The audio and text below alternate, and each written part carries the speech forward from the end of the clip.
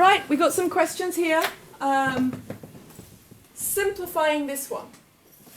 Because there is a in every single term, we could actually do like this. Cancel a, cancel a, cancel a. A here is the same as 1a. So we're cancelling each of these a's against this a. So we actually just get the answer. 1 plus 2 plus 5 is 8.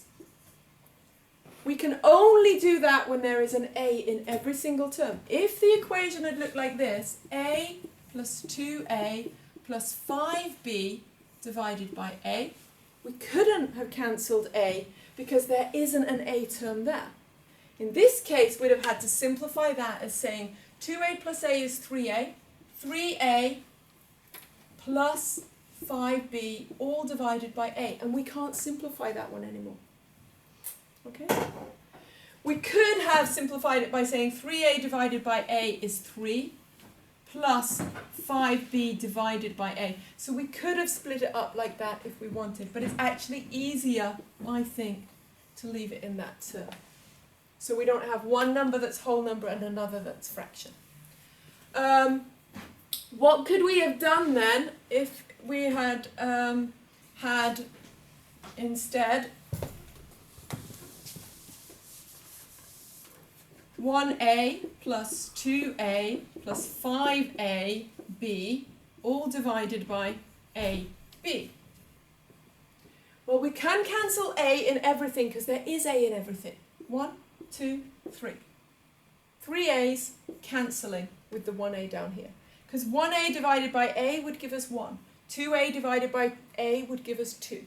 5a divided by a would give us. But then we can't do anything else. So 1 plus 2 would give us plus 3. 5b is left over here. All divided by what was left here, and that's b. So that would simplify that to that. Another way of doing the same thing would actually be to say, okay, we can add terms that are the same. 1a plus 2a is the same as 3a.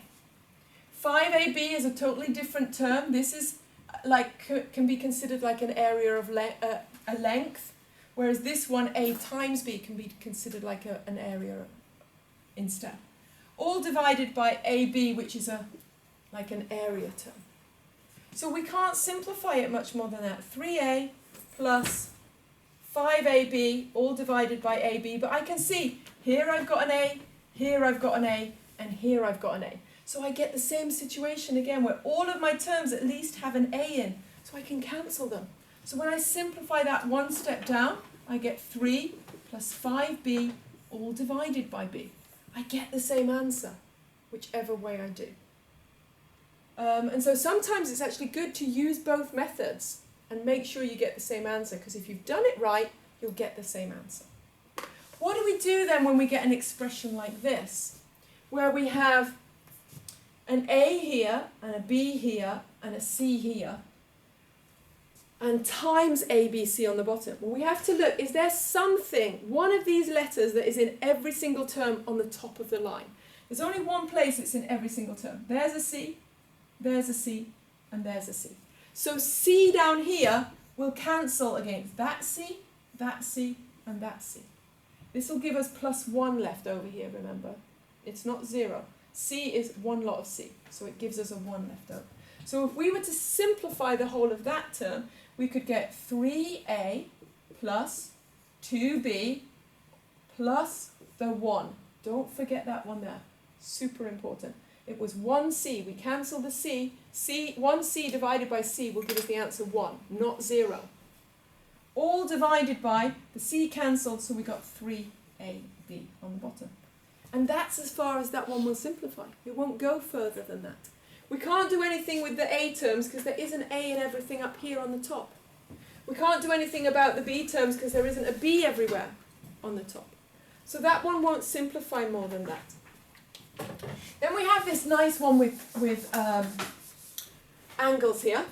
And a 90-degree angle, which this one is supposed to be, should always have that symbol. Remember, the little square means a 90-degree angle. So what we're trying to find out is, what does A equal? Well, 180, all the angles on a straight line must equal 180, must equal A plus another A plus 90. A plus A is the same as 2A. So 2 lots of A plus 90 equals 180. So 2A must equal 90, because 90 plus 90 equals 180.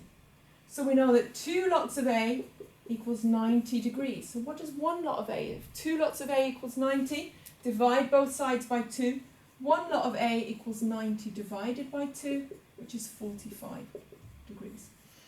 And there's lots of fun properties about straight lines and cross perpendiculars and this sort of thing as well, that you can look into, intersect points and things like that as well, about parallel lines and intersecting lines. Okay, so that's that one. And then had another question about simultaneous equations. Remember, there's the 2 ways of solving simultaneous equations that I've shown you. Let's, I don't know how these numbers are going to end up, but let's just take a couple of numbers here. I can't subtract these directly as they are now, because I've got 2x here and only 1x here, 1y there and 2y there. The easiest way to do it would be to multiply the whole of this equation by 2. So I'm going to put this equation under here, but I'm going to double everything in the whole equation, and I'll explain why in a minute. 2x times 2 would give me 4x. 2 times plus y would give me plus 2y. And 2 times 6 would give me 12. Now look, I have plus 2y here and minus 2y here. So if I was to add these equations together,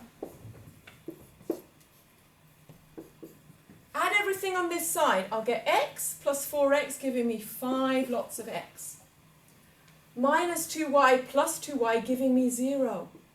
That one's gone. So I know that 5x in terms of a number, 4 plus 12 will give me 16. So I know that 5x equals 16. I know that x is 16 fifths. I now have an exact answer for x. So what's y going to equal then? Well, I can put it into any of my equations. 2 lots of x, so 2 times 16 fifths plus y is going to equal 6. Y, 16 fifths doubled will be 32 fifths. Let's get an exact decimal value for that. 5s into 30 goes 6 times, 2 left over. 5s into 20, 4 times. So we get 6.4. So x is 3.2.